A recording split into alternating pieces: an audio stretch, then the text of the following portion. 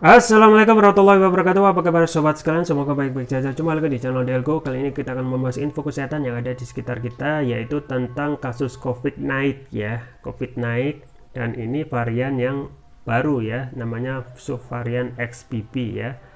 Kita perlu mengetahui ya, supaya kita bisa mewaspadai ya terkait dengan subvarian yang sudah ada pada saat sekarang ya, dan juga yang kemarin kan apa namanya, Delta dan Omicron ya. Delta itu memang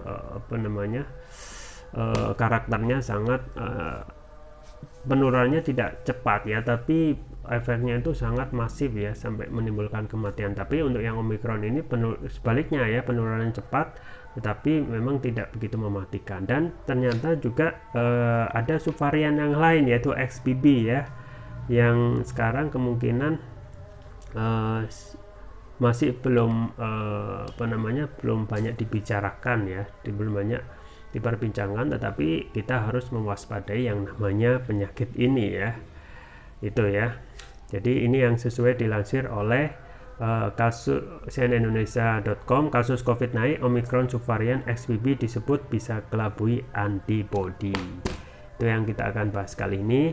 Tapi sebelumnya, bagi Anda yang ingin mencoba produk herbal dari kami di toko online Delgo ya, langsung bisa saja. Untuk ini ada madu hutan ya, dan juga ada juga madu nektar ya. Semuanya bisa langsung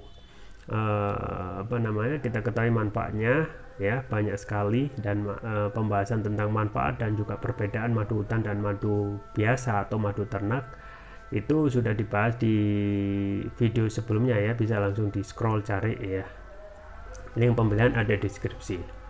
Baik sobat sekalian ya, langsung kita baca dan kita ulas. Kasus COVID naik, Omicron subvarian XBB disebut bisa kelabui antibody. Jakarta, CNN Indonesia. Sejak teridentifikasi di Indonesia, Omicron subvarian XBB disebut sebagai biang kerok lonjakan angka kasus COVID-19. Subvarian terbaru ini telah diduga tidak menimbulkan gejala lebih parah dibandingkan pendahulunya. Nah, dokter spesialis paru Komaria Laila mengatakan bahwa Omicron subvarian XBB memiliki dua sifat utama yang khas. Salah satunya adalah mampu mengelabui antibodi baik yang terbentuk melalui riwayat infeksi varian sebelumnya maupun vaksin. Sifat unik dari subvarian ini yaitu bisa mengelabui antibodi, sehingga ini menjadi tantangan buat kita walaupun tidak terbukti ada keparahan yang berat, kata Komaria dalam bincang kesehatan di Radio Kesehatan Kementerian Kesehatan RI secara daring Rabu 2 November. Komaria menjelaskan akibat sifatnya yang mampu mengelabui antibodi, Omicron subvarian XBB dapat berpotensi tidak terdeteksi oleh tes antigen. Selain itu, pada dasarnya virus memiliki sifat yang selalu bermutasi. Walaupun kecepatan mutasi masing-masing virus itu berbeda, sekarang Omicron subvarian XBB sudah terbukti bermutasi lebih cepat. Sebagai turunan varian Omicron, subvarian XBB memiliki sifat yang hampir sama, yakni penyebarannya yang cepat. Kemudian subvarian tersebut juga dikatakan sangat mungkin menjangkiti orang yang sudah pernah terpapar COVID-19 varian sebelumnya, bahkan orang yang sudah melakukan vaksinasi hingga booster. XBB ini termasuk varian dengan penyebaran yang lebih cepat dari Omicron kemarin, namun mobilitasnya tidak lebih parah dari yang kemarin dan justru kelihatannya lebih ringan. Lanjutnya, Komaria juga mengatakan bahwa Omicron subvarian XBB memiliki gejala yang mirip dengan varian-varian sebelumnya, bahkan dengan penyakit flu pada umumnya. Adapun gejala, kata dia, diantaranya demam, batuk, sesak nafas, sakit kepala, lemas, dan pegal-pegal. Jika mengalami gejala-gejala tersebut, Komaria menyarankan untuk beristirahat di rumah dan menerapkan protokol kesehatan dengan benar supaya tidak menularkan kepada orang lain. Gejalanya memang sulit dibedakan. Berhubung kita masih berada dalam pandemi, maka tetap harus waspada, ucapnya lebih lanjut. Apabila mengalami gejala seperti itu, demi kewaspadaan selama gejalanya ringan kan memang tidak terlalu mengkhawatirkan, tapi jelas perlu isolasi diri, pakai masker, jaga jarak dengan orang terdekat kita, istirahat di rumah ya sobat sekalian. Jadi memang meskipun ini yang juga menjadi pertanyaan gitu ya, untuk pandemi ini ya, saat ini belum ada pencabutan gitu ya, meskipun sekarang masih dengar-dengar ada lah 1-2% ataupun sekian orang yang masih terjangkiti COVID, tetapi kita sudah mengenal COVID itu seperti apa ya. Dan memang yang paling parah itu kan kalau kena komorbid ya, atau penyakit bawaan yang sebenarnya itu memperparah kondisi, misalnya ada penyakit jantung, kemudian ada penyakit diabetes ya. Dan memang pada saat booming varian Delta, kita ketahui banyak korban, termasuk dari rekan-rekan terdekat kita yang menjadi korban ya keganasan varian Delta ini gitu ya. Yang kita harapkan dahulu kan ceritanya akan selesai ya, ternyata ada varian Delta, dan sampai saat ini ya alhamdulillah sudah agak mendingan ya, tetapi muncul varian Omicron yang kita ketahui dalam hal segi penularan itu memang tidak begitu masif gitu ya. Tetapi dalam Omicron ini penularannya masif tapi tidak begitu mematikan seperti Delta ya. Nah, yang paling patut kita waspadai kan virus itu selalu melakukan mutasi terus-menerus ya, dan akhirnya memang benar gitu ya, ada subvarian dari virus COVID ya, nggak tahu ini turunan dari Omicron atau turunan dari Delta ataupun varian yang lain ya. Jadi Omicron ini ya sudah menunjukkan batang hidungnya, yaitu subvarian XBB. Nah, sebagai biang kerok lonjakan kasus COVID ya, sebenarnya yang paling patut kita pertanyakan adalah kedepannya ya, siapa ya tentang ketidakjelasan dari COVID-19 ini ya, siapa yang menentukan pandemi, yaitu kalau kita ketahui kan dari WHO ya. Tetapi kalau kondisi sekarang sudah turun ya, ataupun benar-benar untuk di daerah itu sudah benar-benar habis ya, apakah kita terus menerapkan pandemi gitu ya?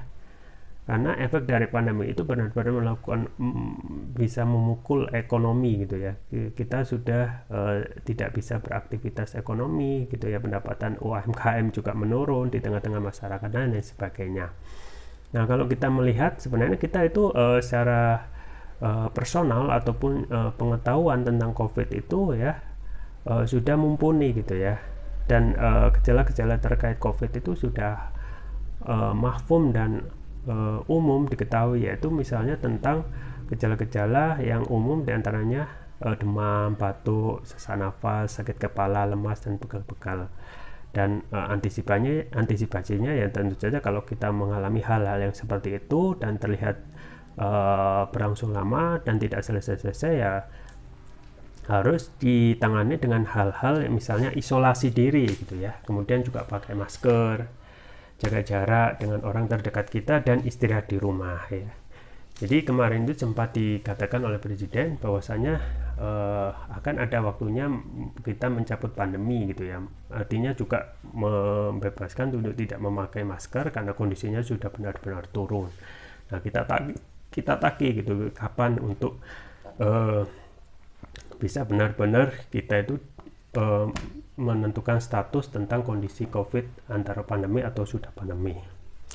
Baik, itu ya sobat sekalian. Jadi kondisi sekarang yang seperti ini ya, tentu saja mengharuskan kita untuk selalu menjaga kondisi supaya kita tetap sehat, yaitu dengan imunitas tubuh ya. Imunitas tubuh itu ya saya rekomendasikan untuk konsumsi produk kesehatan, yaitu propolis ya. Produk turunan apa, yaitu propolis, dan propolis yang saya rekomendasikan itu adalah Turkish Propolis Rukia ya. Yang merah ini ya, ini sudah mengandung nanoteknologi ya, yang dapat mempercepat kelarutan dan penyerapan oleh tubuh, artinya dapat mempercepat pertumbuhan, mempercepat penyembuhan terhadap penyakit gitu ya.